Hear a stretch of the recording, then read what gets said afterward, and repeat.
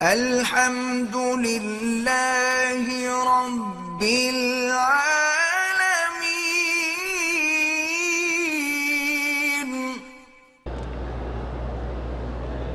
حضور صلی اللہ علیہ وسلم کے روضہ مبارک کی جالی کو چوم سکتے ہیں؟ بالکل نہیں چوم سکتے۔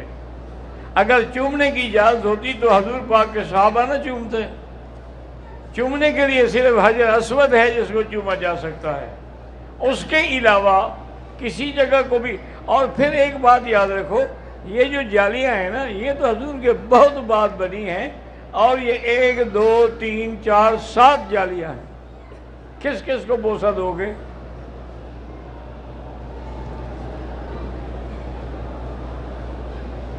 نوید الرحمان صاحب جو انہوں نے السلام بھی کہے ہیں، پریشانیوں کے اللہ ان کی سب پریشانیاں دور کریں، اور یاد رکھو کہ ہر پریشانی کا علاج جو ہے وہ اللہ تبارک و تعالیٰ کے قرآن کی آیت ہے، حسبنا اللہ و نعم الوکیل، سب پریشانیاں دور ہو جاتی ہیں۔ ایک عورت نے ایک مرد سے شادی کی، وہ فوت ہو گیا، پھر دوسرے سے شادی کی، وہ بھی فوت ہو گیا، اس لیے تیسرے سے کی، پھر چوتھے سے۔ تو کیا جنت میں اس عورت کو سب مرد یعنی خاوند ملیں گے؟ میرا بھائی، ایک مرد تو 4 عورتیں رکھ سکتا ہے، لیکن ایک عورت 4 خاوند نہیں رکھ سکتی۔ ایک اصولی بات، ورنہ دنیا میں بھی اللہ چھٹی دے دیتے کہ جیسے مرد 4 عورتیں رکھتا ہے اور بھی 4 خاوند رکھے۔ حکمتیں ہیں اس میں کہ اگر بچہ ہو تو پھر کس کا ہوگا؟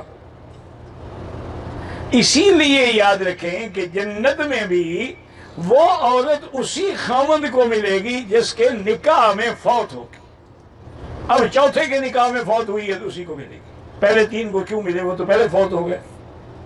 بعض علماء فرماتے ہیں، انہوں نے بھی روایت کا سہارا لیا ہے کہ اس کو اختیار دیا جائے گا کہ ان میں سے آپ کس کو چنتی ہے، وہ جس کو پسند کرے گی اسی کو حوالے کی، لیکن اصل قول یہی ہے کہ جس کے نکاح میں فوت ہوگی اسی کی بیوی بنے گی۔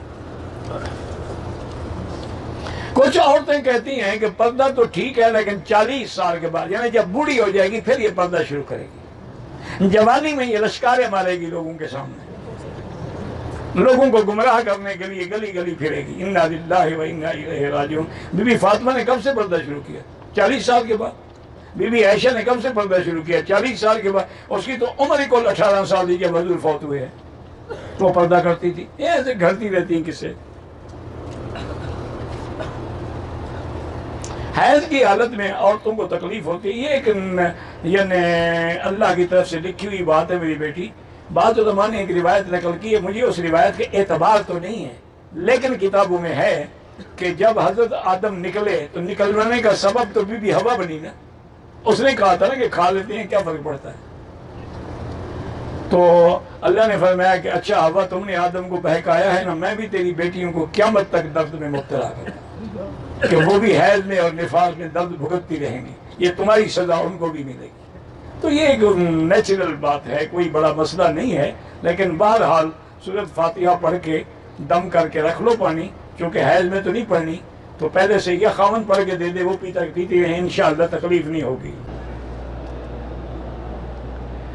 وسیلہ اللہ سے حضور نے خود فرمایا ہے کہ اللہ سے دعا جب مانگو تو بغیر کسی وسیلے کے مانگو۔ اللہ تبارک و تعالیٰ کہ انشاءاللہ اذا سألک عبادی انی فانی قریب اجیب دعوت الداع اذا دعان۔ دور والے کو وسیلہ پکڑ کے بلاؤ گے نا، جو تمہارے ساتھ ہے اس کو کس بات کے وسیلے کی ضرورت ہے؟ تنسیخ نکاح کا جو دعویٰ ہے، اگر وہ کسی قاضی محکمے کی مسلمان عدالت میں ہے وہ تو ٹھیک ہے، اگر انگریزی قانون کے تابع فیصلہ ہے تو وہ ٹھیک نہیں ہے۔